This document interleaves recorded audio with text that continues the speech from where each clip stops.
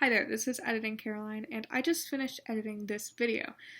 Just want to say, number one, this video is going to be very different from things I'm going to post on the regular, but it's something that I've wanted to post for a long time, so it's going to be here. Sorry. Also, the audio quality in this video is pretty darn bad. I think that's because it was on my shelf and the AC was on or something like that. I tried my best to make it sound a little bit better, but it might still be a little bit fuzzy, and so I didn't actually include music in this video. I usually like background music, but I think it'll be a little bit too distracting. So, sorry if it's a little boring because of that, and yeah, but if you're interested, keep on watching, and yeah, bye. Hi there, my name is Caroline, and this is going to be an interesting story about my life that I feel like I've been called to share with people. And if this is kind of a weird topic for you and you'd rather not watch this video, that's okay. But if you're interested in learning about how I came a long way with my faith and basically my journey to the Catholic Church, then stick around. Otherwise, I'd like to see you in another video. I feel like it's also worth saying that, no, it's not. But yeah, so, this is a video that I've recorded several times, but I've never really been happy with the result of, and so, can you tell that I'm wearing, like, shorts that don't match? Whatever.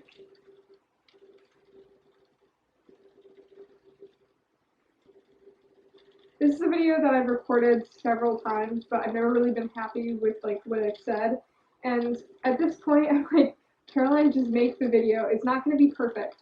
So I don't have scripts. I don't have, like, anything exactly in mind that I want to say. But I just want to talk about how I came to know Jesus Christ and my journey from being an atheist or being agnostic to, like, other things, and then all the way to becoming Catholic.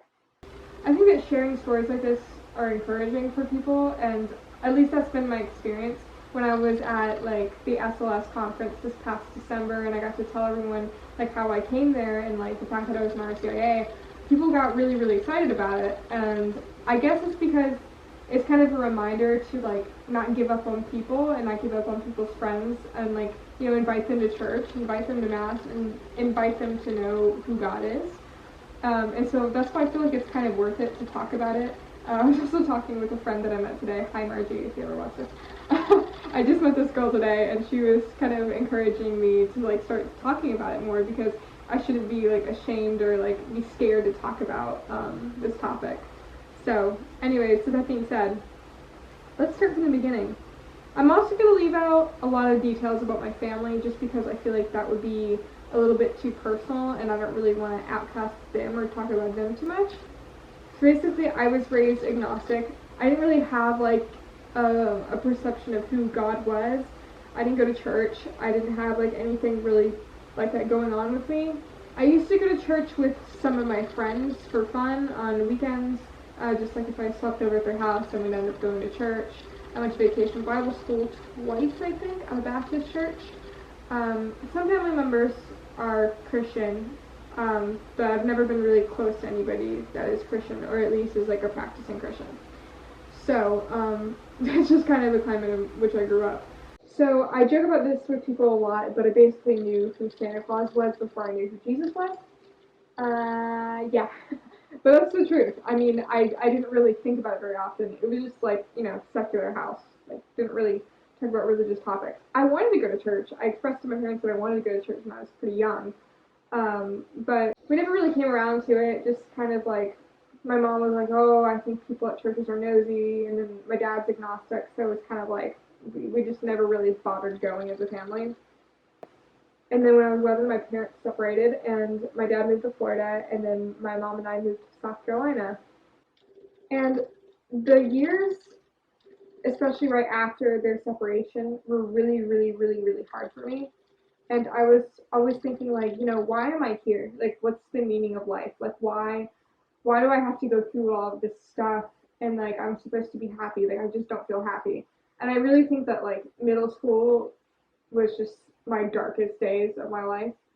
And that's kind of sad to say now. And, like, if you knew me back then and you didn't know that, like, sorry to tell you now, but honestly, it was pretty bad. And I think I'm in a better place now, but all of middle school and high school was really rough for me mentally. And so I was always just trying to figure out, like why am I here? Like, who cares about me? It feels like nobody cares about me. And that's another thing I feel like it's really harsh to say, but I mean, just so you know, like, I know people care about me, but it just didn't feel like it. You know what I mean? And so I was trying to figure out, like, basically my own theology in my head, like, what's right and what's wrong, and, like, who, and, like, is there a God that cares about me? I didn't really think so because, I mean, it just didn't seem evident to me with whatever was going on. So eventually I was kind of just like atheist or whatever, didn't really think about it in middle school, and I became interested in like new age stuff. So there's nothing like inherently wrong with yoga. Just don't debate me on that right now, please. But anyways, like, you know, like yoga and like crystal healing and like plants that heal things. Nothing like science based, but like spirituality is kind of what I was into. Then I got into witchcraft. So yeah, I was into witchcraft and stuff. I had like a pentagram. I was like keeping little elements of things underneath my bed around the pentagram, and like I wanted to do my spells. Yeah, it was pretty weird. But that's over now at least. And so I stopped doing that, and I became agnostic basically, just kind of living by my own rules. Didn't really think much about like what I thought was right and wrong. Well, I kind of did. I've always been kind of like a person that thinks about ethics a lot. But anyways, I was just kind of writing my own rules. And this is like a very condensed version of the story because there's a lot of stuff that went on in high school that like I prefer not to talk about here. So I became a Christian when I was 17.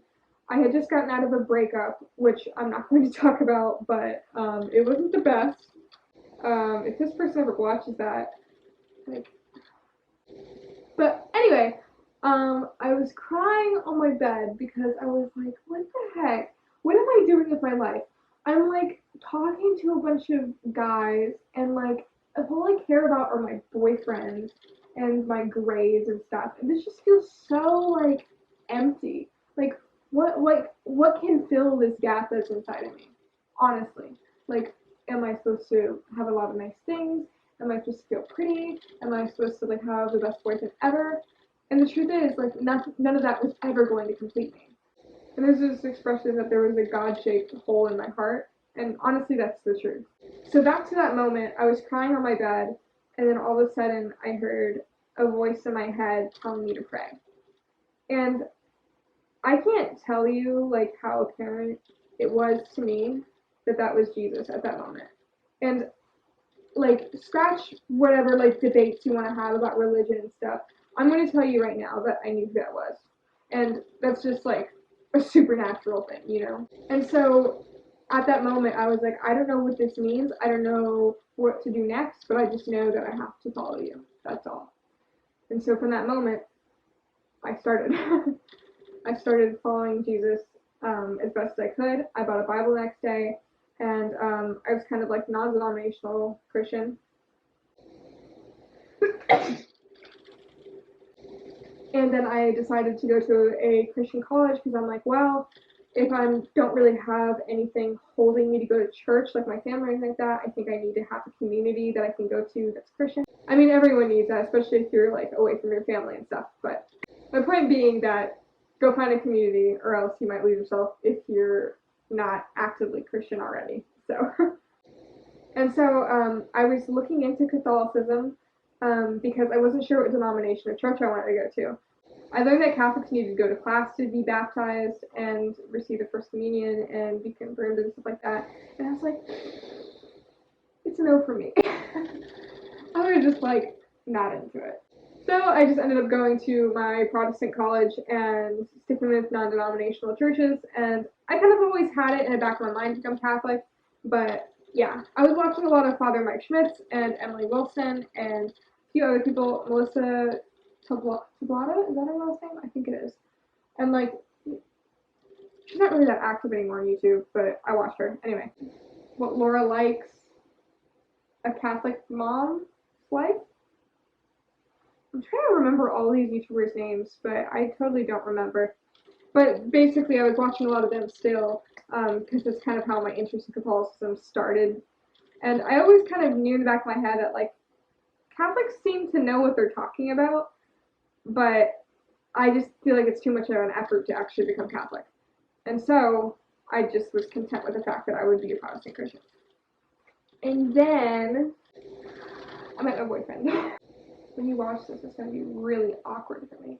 Wow. But I didn't know that he was Catholic when we started talking. Whatever that talking stage is, not really dating, but like, you know, you're hanging out and stuff. And then I went to his room, and then I saw that he had a rosary in his room, and I thought, huh, is this guy Catholic?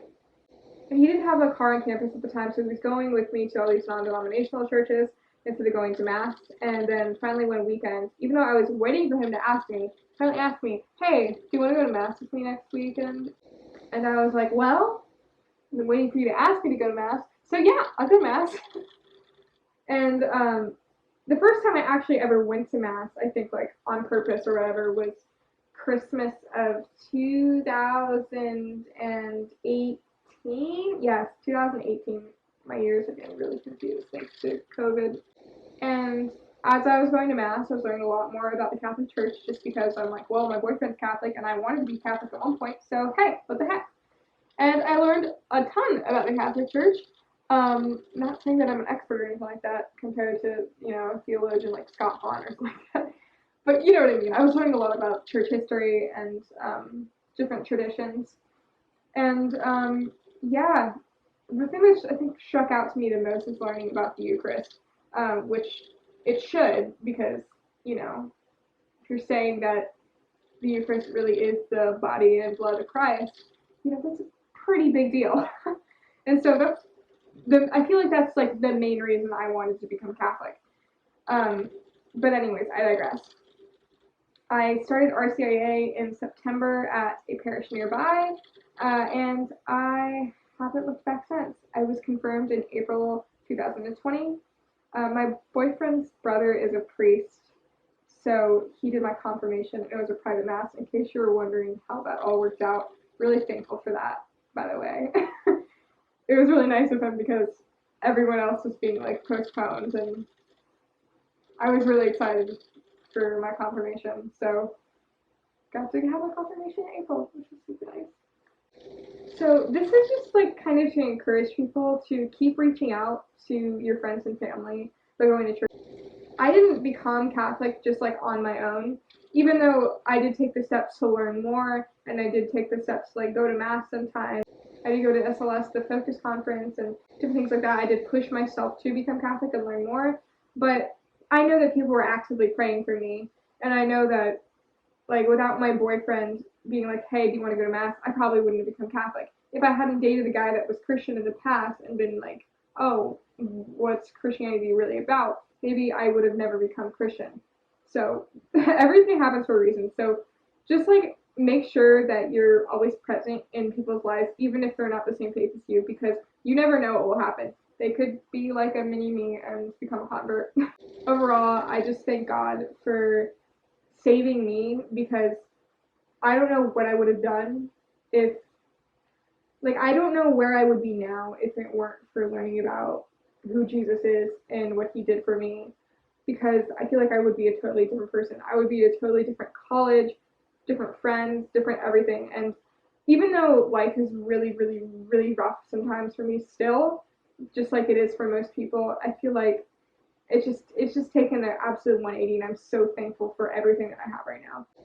If you ever want to talk about becoming Catholic or becoming Christian, or have any questions about me or RCIA or anything, please comment below, and I'll leave my email and my socials also, so that you can connect with me. Anyways, I'm going to go back to my regular scheduled content. I think that I'm going to have a few reviews of like Catholic books and maybe like chats about theology, because I am really interested in those things on my channel. But I kind of want this channel to be more of a space for kind of like academic topics and books and things like that. But you know, it's a part of who I am. I don't want to stray away from saying that I'm Catholic or that I'm Christian on any platform, because I feel like it's just such a big part of who I am, and you can't really separate that from me. That's basically all I have to say, I think. This is going to be a nightmare to edit. We'll see what happens. Alright, anyways, bye! See you later! Check out my other videos if you want to hear me talk more about different things.